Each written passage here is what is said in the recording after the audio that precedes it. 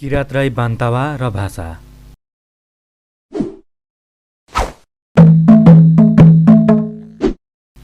किरात राई आफ्नै पृथक पहिचान भएको एक आदिवासी जनजाति हो। यो जातिको भाषा, धर्म, कला र संस्कृति छुट्टै छ। यसको भाषा धर्मसँगै आफ्नै किसिमको बोलीचाली, मूल्य मान्यता, सभ्यता तथा मुन्दुम रहेको छ।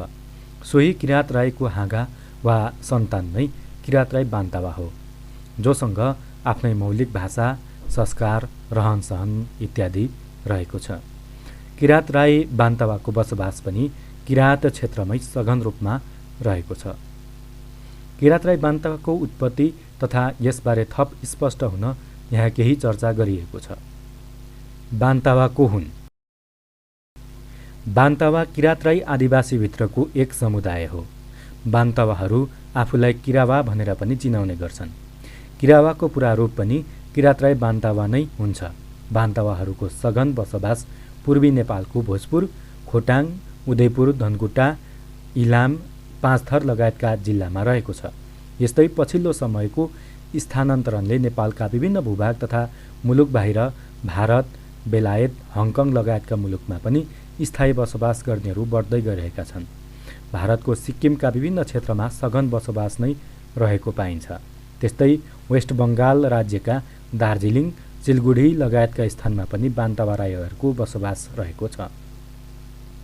बान्तावाको शाब्दिक अर्थ। बान्तावा बोन तावाको अपभ्रंशित शब्द मानिएको छ। बोनको अर्थ पानीको मूल र तावाको अर्थ आगन्तुक भन्ने हुन्छ। पछि बोन तावालाई प्रयोग गर्दै लैजाँदा बोनतावा र कालान्तरमा बान्तावा भएको मान्न सकिन्छ। कतिपयले अझै पनि बान्तावालाई बोनतावा, वान्तावा, बान्तवा लगायतका शब्द प्रयोग गर्ने गरेका छन्। विशेष गरी पुराना पुस्ताले बोनतावा भन्ने गरेको पाइन्छ।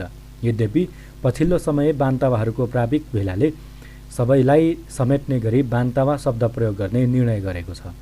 यही शब्द अहिले धेरै सङ्ख्या र नव पुस्तामा अभ्यस्त भइसकेको छ। राजकुमार राईले आफ्नो अनुसन्धानात्मक पुस्तक बान्तावा राई समुदाय र संस्कृतिमा यो कुराको दाबी गरेका छन्।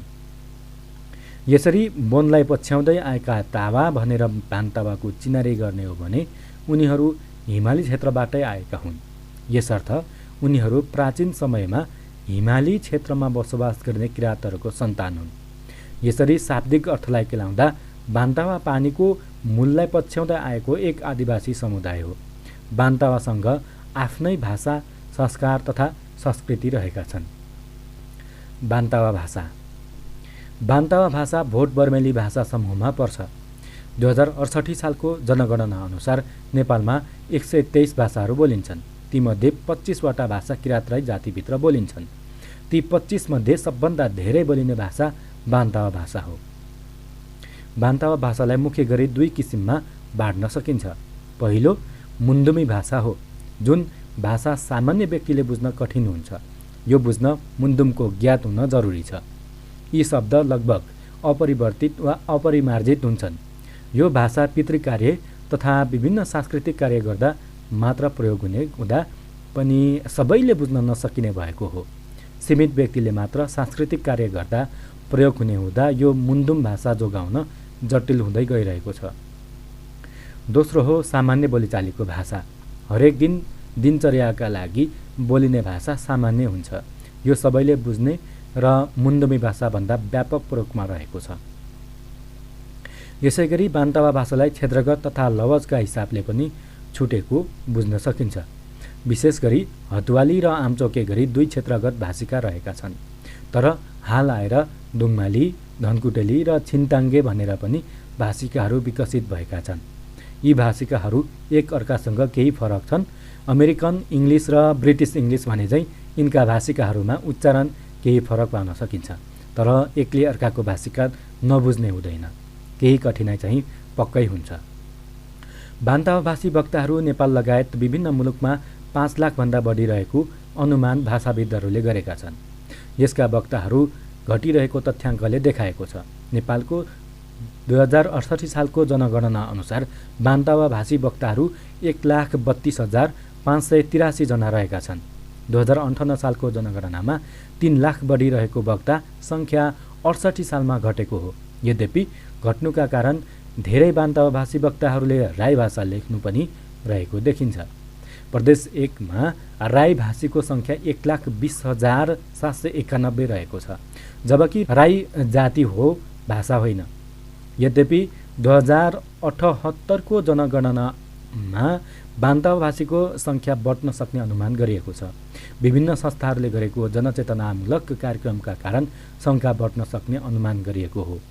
जनगणनाको प्रारम्भिक नतिजा बाहिर आइसके पनि यसको विस्तृत विवरण भने आउन बाँकी छ। सङ्ख्या बढे वा सङ्ख्या घटे वा सङ्ख्या उही छ भन्ने विस्तृत नतिजा आइसकेपछि थाहा हुनेछ। बान्तावा भाषाको व्यापकता। पछिल्लो समय पहिचानको जागरण चलेको छ। जागरणकै कारण केही वर्ष अघिसम्म मौखिक मात्र रहेको बान्तावा भाषा अहिले लिखित तथा डिजिटलाइजेसन पनि भइरहेको छ।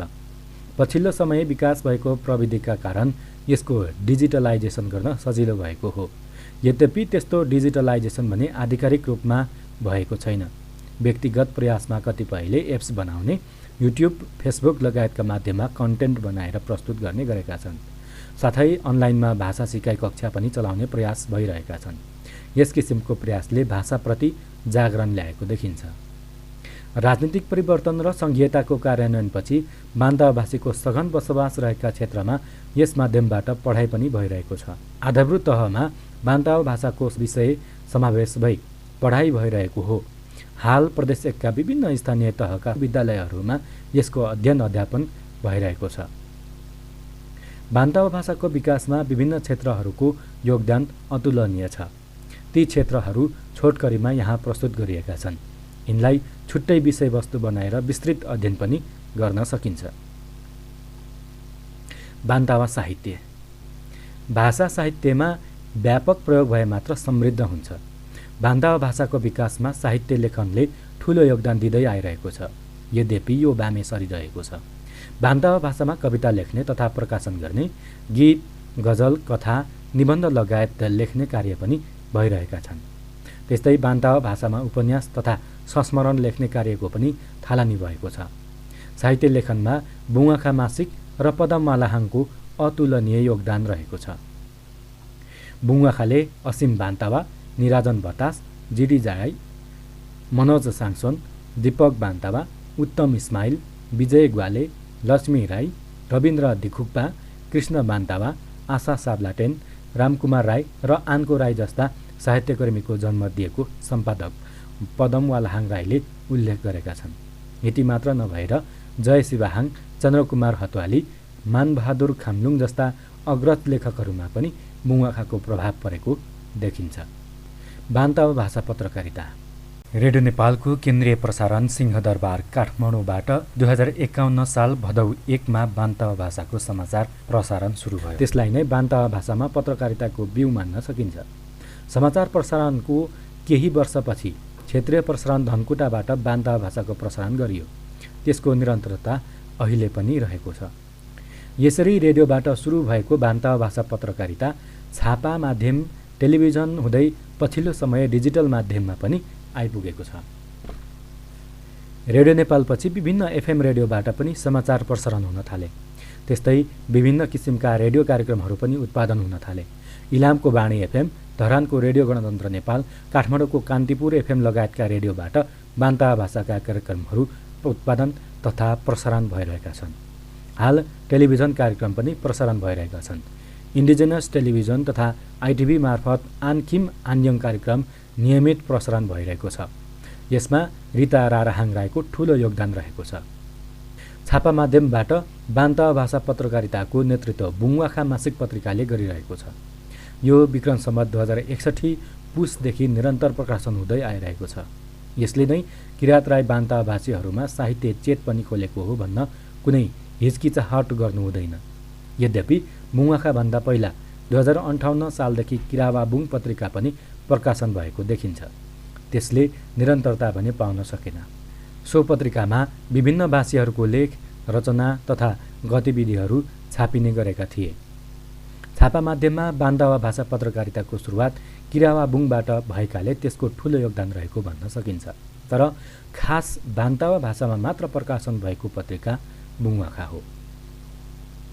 निष्कर्ष। किरात राईको एक हाँगा वा सन्तान बान्तवा हो। बान्तवाका करिब 400 पाछा रहेका छन्। पछिल्लो समय बान्तवाको सङ्ख्या घटेको तथ्याङ्कले देखाएको छ। यसले बान्तवा भाषाको विकास र प्रवर्धनमा असहजता पैदा गरेको छ। यद्यपि सङ्ख्या मृत्युको असरले भने घटेको होइन। बान्तवा लगायतका विभिन्न राई थरीहरूले जनगणनामा आफ्नो भाषा राई लेखाएकाले सङ्ख्या कम देखिएको हो। आगामी दिनमा यसमा सुधार हुने अपेक्षा गर्न सकिन्छ।